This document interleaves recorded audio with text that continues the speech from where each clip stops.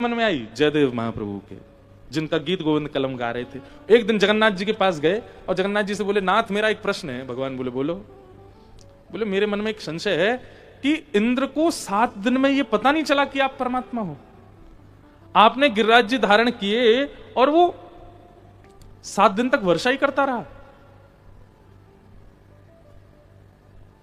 ठाकुर जी बोले क्या करें, हमारी वृंदावन की लीला ही ऐसी है कि ब्रह्मा को भी नहीं पता चला इंद्र। ठाकुर जी जयदेव महाप्रभु बोले, देखिए भोले भाले ब्रजवासी थे, मैं नहीं हूं, मुझे तो सत्य बताइए आप। देखो ऐसी चतुराई तो अच्छी है, मुझे सत्य बताइए, क्या इंद्र को पता नहीं चला था कि आप परमात्मा हो? भगवान बोले नहीं पता चला होगा। तब जयदेव महाप्रभु कहते हैं, अब इसका दूसरा पक्ष मेरे चित्त में आता है, वो सुनिए। भगवान बोले क्या? बोले इंद्र को तो 7 मिनट में ही पता चल गया था कि आप भगवान हो। जैसे ही आपने गिरिराज जी धारण किए, इंद्र को तो तभी पता चल गया था कि आप परमात्मा हो। लेकिन 7 दिन जो वर्षा हुई उसके पीछे कारण था, आपके सामने श्री जी खड़ी थी, किशोरी जी खड़ी थी, और आपने मन में विचार किया कि इनको देखने का इससे बढ़िया अवसर नहीं मिलेगा। ये सामने ऐसे ही देखत रहूं तो मैं जन्म सफल कर मानूं। ठाकुर जी आपका सबसे प्रिय काम, हमने कल आपने देखा आरती से पहले ठाकुर जी को आरसी दिखाते हैं। आरसी का मतलब क्या है? लाल जी का जो श्रृंगार है ना, वो श्रृंगार किशोरी जी है, जो विग्रह है वो ठाकुर जी हैं, और श्रृंगार, पोशाक, मुकुट, कुंडल ये श्री जी हैं। तो ठाकुर जी आरती से पहले आरसी देखते हैं, और आरसी एक बार पास से देखते हैं, फिर एक बार दूर से देखते हैं, फिर एक बार फिर पास से देखते हैं। उनको बस चले तो वो यूं कहें आरती फारती रहने, यूं दिखाते रहे। क्यों? मैं श्री जी को ही देखता रहूंगा, कितनी आई है मेरे ऊपर। लाल जी का सबसे प्रिय कार्य है श्री जी को निहारना। और जैसे ही ठाकुर जी ने गिरिराज जी उठाए, 7 मिनट में एक वर्षा घटन लगी। ब्रजवासी बोले, अरे भैया वर्षा बंद है गई, लाला नीचे कर दे। ठाकुर जी ने तुरंत नेत्र बंद करके इंद्र से कहा, चोरे काय को बंद कर रहा हो? अरे आप परमात्मा हैं, आप जय जय हैं। ठाकुर जी बोले, जितनों तो पे भंडारो सबरो बरसा दे। अरे श्री जी सामने खड़ी हैं, जाते बढ़िया अवसर नहीं मिलेगा उनको निहारवे को। और आपने आज्ञा करके इंद्र से कहा कि खूब वर्षा करो। 7 दिन तक इंद्र ने मूसलाधार बारिश करी, और दिन रात आप केवल श्री जी को निहारते रहे, उन्हीं को देखते रहे। और आपने तो आज्ञा करी थी भैया 7-8 साल तक कर तो ही रहे वर्षा, लेकिन इंद्र का भंडार 7 दिन में ही पूरा हो गया। 7 दिन बाद भी जब वर्षा घटने लगी तो आपने फिर कहा, इंद्र काय को बंद कर रहा है? बोले कि जय जय बादल खत्म है गए मुंह पे, अब कहां तक बरसाऊं मैं। तुरंत जगन्नाथ प्रभु के नेत्रों से अश्रु आने लगे, और इसीलिए इस अष्टपदी में जय जय देव हरे। ठाकुर जी कहते हैं जयदेव महाप्रभु लिखना क्या चाहते थे? जय जगदीश हरे। लेकिन ठाकुर जी बोले जय जगदीश हरे नहीं। इस रहस्य को और कोई नहीं पहचान पाया, तुम पहचान गए कि 7 दिन गिरिराज जी क्यों धारण किए, इसलिए जय जगदीश हरे नहीं, जय जय देव हरे। इन्वेस्टिगेशन भक्त भी खूब करते हैं ठाकुर जी के केसों पे, जैसे आप करती हैं, और मुजरिम ठाकुर जी ही होते हैं। एक कभी ना अवसर मिलेगा, अभी तो कथा विश्राम हो रही, एक बार कभी दिल्ली में अगर अवसर होगा या वृंदावन में, एक बार कथा करेंगे 3 दिन की, और विषय पता क्या रखेंगे? राधा न्याय, श्री राधा न्याय। और राधा न्याय की कथा ऐसी है कि वहां पे कटघरे में खड़े होते हैं ठाकुर जी, और ठाकुर जी के वकील बनते हैं उद्धव जी, और दूसरे कटघरे में ठाकुर जी पे सारे आरोप लगाए जाते हैं। सब गोपियां आती हैं नंबर से, इनने यूं कियो, इनने यूं कियो, और न्याय देने बैठती हैं किशोरी जी। किशोरी जी का लेकिन पक्ष ठाकुर जी की तरफ झुका ही हुआ है। सारे पक्षों में श्री जी उनको ही जिता देती हैं, लेकिन फिर एक पक्ष ऐसा आता है, सब गोपियां घेर के किशोरी जी को रात में कहती हैं, तुम्हारे हाथ पूजे, पैर पूजे, कल हरा दो इनको, नहीं तो ये जीने नहीं देंगे हमको।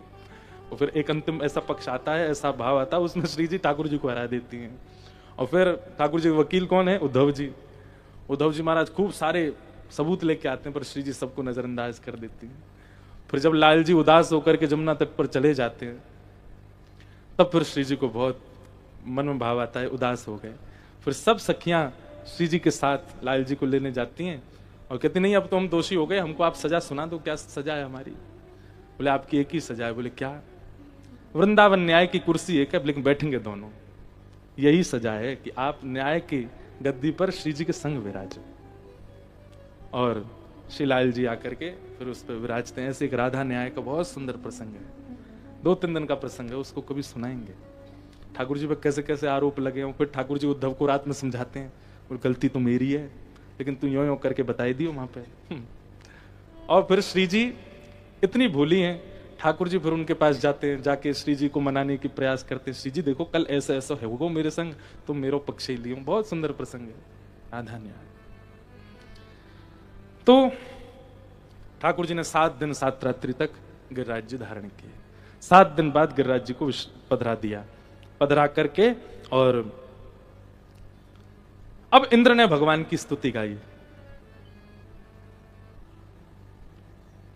कि पिता गुरुस्त्वं जगतामधीशो दुरत्यय काल उपात्तदण्डः कि हिताय स्वेच्छा तनुभिः समीहसे मानं विधुन्वन् जगदीश मानिनाम्। आप मेरे पिता हैं, आप मेरे गुरु हैं, मुझे दंड दीजिए नाथ, मैंने अपराध किया। ठाकुर जी बोले तुमने अपराध तो किया है लेकिन मैं दंड नहीं दूंगा। भगवान इंद्र बोले क्यों, आपने ब्रह्मा को दंड दिया, मुझे दंड क्यों नहीं? ठाकुर जी बोले ब्रह्मा की कृति से मेरे ब्रजवासी मुझसे दूर हुए, पर तुम्हारी कृति से सब मेरे समीप आए। तुमने भले किया गलत, पर सब ब्रजवासी 7 दिन के लिए मेरे पास ही रहे, मेरे समीप रहे, और मुझे प्रिय लगता है कि मुझे भजने वाले मेरे संगी ही रहें। तुम्हारी करनी से वो हुआ, इसलिए मुझे नाराजगी नहीं। और भगवान ने इंद्र को क्षमा कर दिया। न जाने कौन से गुण पर दयानिधि रीझ जाते, उनको कौन सी बात आपकी अच्छी लग जाए क्या पता। अब इंद्र का दोष है, पर ठाकुर जी को भाग गया। एक बार श्री रामानुजाचार्य जी ने मन बनाया, बोले कि मैं जगन्नाथपुरी में जो जगन्नाथ भगवान के पंडा पुजारी हैं, इन सबको मंदिर से बाहर कर दो। क्यों? बोले ना नियम का ध्यान, कभी कभी आप जगन्नाथपुरी जाओ तो ठाकुर जी का शयन पूछो, कितने बजे शयन होता है, कोई समय नहीं। कभी 10 बजे सो रहे हैं, कभी 11 बजे सो रहे हैं, कभी 12 बजे सो रहे हैं, कभी 1 बजे सो रहे हैं, और उठने का समय कभी 3 बजे उठ रहे हैं, कभी 4 बजे, 3-4 बजे उठ ही जाते हैं। सोते कितना, 1-2 घंटा बस। तो श्री रामानुजाचार्य जी ने मन में विचार किया कि ये अच्छा नहीं, जगन्नाथ जी साक्षात परमात्मा, उनकी सेवा विधि से होनी चाहिए। और अपने 5000 शिष्यों के साथ गए और जाकर के जगन्नाथ मंदिर के सारे पंडा पुजारी बाहर कर दिए। अब वो तो रामानुजाचार्य जी तो आचार्य हैं, उनको कौन रोके, और किवाड़ बंद कर दी बाहर से। और ठाकुर जी का पूरा नियम बना दिया, इतने बजे मंगला आरती होगी, इतने बजे मंगल भोग आएगा, इतने बजे श्रृंगार होगा, इतने बजे श्रृंगार आरती होगी, ठाकुर जी के ये मनोरथ होंगे, सब नियम बना के, और 5000 शिष्यों को पूरे मंदिर में सेवा में लगा दिया। 3 दिन हो गए। रामानुजाचार्य जी बड़े प्रसन्न, बोले अब अच्छा है, देखो कैसी विधि विधान से सेवा हो रही है। रामानुजाचार्य जी ने जाके ठाकुर जी से कहा, जय जय सब आनंद, अब आप प्रसन्न हैं? ठाकुर जी बोले मुझे प्रसन्नता नहीं है। बोले क्यों? अब तो विधि विधान से सब कुछ चल रहा है, अब क्या दिक्कत है आपको? ठाकुर जी बोले तुम बढ़िया प्रसाद बना रहे हो, बढ़िया सुला रहे हो, खिला रहे हो, सब कर रहे हो, पर ये सब उड़िया पंडा पुजारी जो उड़ीसा के हैं, ये सब मेरे सामने आकर के और जब अपनी भाषा में और मटक मटक करके हरि हरि बोलो जब बोलते हैं ना, मुझे उसमें बहुत सुख मिलता है। पूरे दिन की सेवा एक तरफ, केवल उनका वो हरि हरि बोलो और ऐसे मटक मटक के नृत्य करना मेरे आगे मुझे बहुत अच्छा लगता है। मैं उसी के लिए जगन्नाथपुरी में बैठा हूं। आपसे मेरी प्रार्थना है, आपको सेवा व्यवस्थित करनी है, सेवा अन्य बहुत मंदिर हैं भारत में, कहीं और चले जाइए, यहां मुझे उन्हीं का ही रहने दीजिए। जगन्नाथ भगवान फिर कहते हैं, रामानुजाचार्य जी फिर भी नहीं माने, नहीं आप भले ही परमात्मा हो, आचार्य की बात आपको माननी पड़ेगी, ऐसे ही बैठिए। और रामानुजाचार्य जी नहीं गए, सेवा में ही रहे। तो ठाकुर जी ने अर्धरात्रि में गरुण जी से कहा, बोले सुनो, इतने बड़े पर कर लो अपने कि सोते भये रामानुजाचार्य जी और इनके 5000 से सबको अपनी पीठ पे बिठा के सुला लो और दक्षिण में छोड़े आओ। और रात में रामानुजाचार्य जी सब शिष्यों के साथ सोए थे, गरुण जी गए, एक एक को जाके अपनी कमर पे बिठा, विशाल हो गए और सबको लेकर के उड़े और दक्षिण में तिरुचिरापल्ली श्रीरंगम वहां जाकर के लैंड हो गए। सबको सोते हुए छोड़ के वापस आ गए जगन्नाथपुरी। अब यहाँ रामानुजाचार्य जी के सुबह ब्रह्म मुहूर्त में नेत्र खुले, नेत्र खोल करके देखा तो समुद्र अंतर ध्यान कावेरी जी प्रकट हो गई। सारे घर दरवाजे सब बदल गए, सब एक दूसरे से पूछ रहे कहाँ गए कहाँ गए। तब सबने देखा, बोले राम राम राम, हजारों किलोमीटर दूर दक्षिण फेंक दिए। रामानुजाचार्य जी बोले, जय हो नाथ। कोई कहता है आप वेदों से रीझते हैं, कोई कहता है आप विधि से रीझते हैं, कोई कहता है आप नियमों से रीझते हैं, पर वास्तविकता तो यह जिससे आप चाहते हैं आप उससे रीझते हैं, किसी का कोई नियम नहीं। तो ना जाने कौन से गुण पर, एक बार की बात बड़ी मैंने कही है कथा पहले भी कथाओं में, तानसेन वो ठाकुर जी के आगे सेवा करने आया वृंदावन में, 2 पान लगा रखे थे मुंह पे, वो गा रहा था, हारमोनियम बजा करके स्वर में गा रहा था। तो गुसाई जी सेवा में वो निकल के बाहर आए, तानसेन ये अच्छी बात नहीं है, ठाकुर जी के सामने गा रहे हो, झूठा मुंह करके गा रहे हो, जाओ कुल्ला करके आओ बाहर। तानसेन उठ के गया, महाराज कुल्ला उल्ला किया, हाथ मुंह धोए, फिर आकर के बैठा, फिर गाने शुरू किया। तो भीतर मंदिर में खड़े खड़े ठाकुर जी ऐसे खड़े थे, खड़े खड़े ठाकुर जी के नेत्र बंद हुए, झपकी आने लगी, और जैसी झपकी आई डामाडोल ठाकुर जी हुए, तो गुसाई जी ने तुरंत पर्दा किया, बोले जय जय आपको नींद आ रही है, आपको झपकी आ रही है। ठाकुर जी बोले बिल्कुल मन ना लग रहा हो या कि गायकी में मेरो, अभी थोड़ी देर पहले बहुत बढ़िया गा रहो, अब जन कहा रहे करो, मुझे तो आनंद ही ना आया रो, या को भेज दो यहाँ ते, पहले बढ़िया गा रहो या तो के पहले जैसो गाए। गुसाई जी बोले पहले पान दबा के खा रहा था, हमने मना कर दी, पान को निकाल आओ, झूठी सेवा हो जाएगी आपकी। ठाकुर जी ना या तो पान खा के आएगो फिरते, जय जय नियम है, झूठा हो जाएगा, ये कोई गायन थोड़ी है, आपके सामने गाना मतलब आपको गायकी का भोग लगाना, और वो कोई ऐसे झूठे मुंह थोड़ी। ठाकुर जी बोले ना तो फिर या भगाओ यहाँ से, मुंह नींद आ रही है, या फिर पान खा के आवे। गुसाई जी आए, तानसेन इधर आओ, जी पान खा के आओ। अभी तो आप मना कर रहे हो, तुम खा के आओ। पान खा के जैसी तानसेन आया, गाना शुरू किया, ठाकुर जी के 2 दतुइयां दिख गई ऐसे, मन हाँ, अब बढ़िया लग रहा, यहाँ देखो ऐसे ही गावे। गुसाई जी वहीं बैठ गए, जय हो, सब वेद शास्त्र नियम हमारे लिए बना रखे हैं, खुद का जब मना जाए तो सारे नियम तोड़ देते हो। न जाने कौन से गुण पर दयानिधि रीझ जाते, किस पे रीझ जाए पता। तो इंद्र से ठाकुर जी रीझ गए, इंद्र ने भले ही किया अपराध, लेकिन ठाकुर जी रीझ गए।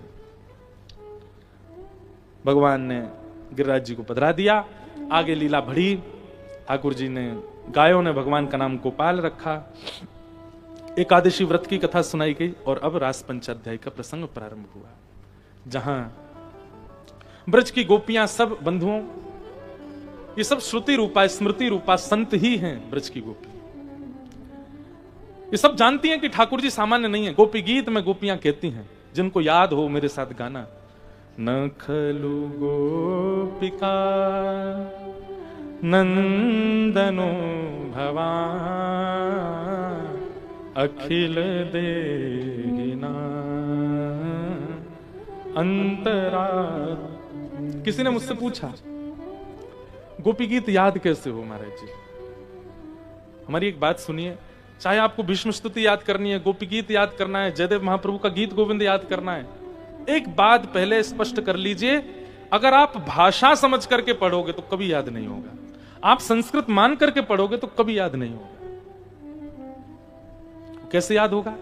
उसको भाव जान करके याद करो, उसका भाव सुन करके, समझ करके, गुरुजनों से प्रवचन जान करके, तब एक एक भाव को, एक एक शब्द जब आप पढ़ते हैं तो उसका भाव आपके चित्त में आना चाहिए, अपने आप याद हो जाएगा।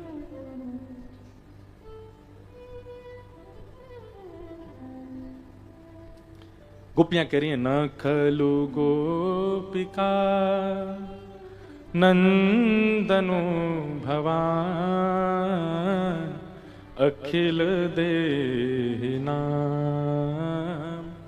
अंतरात्म दृक् वेखन सार्थ तो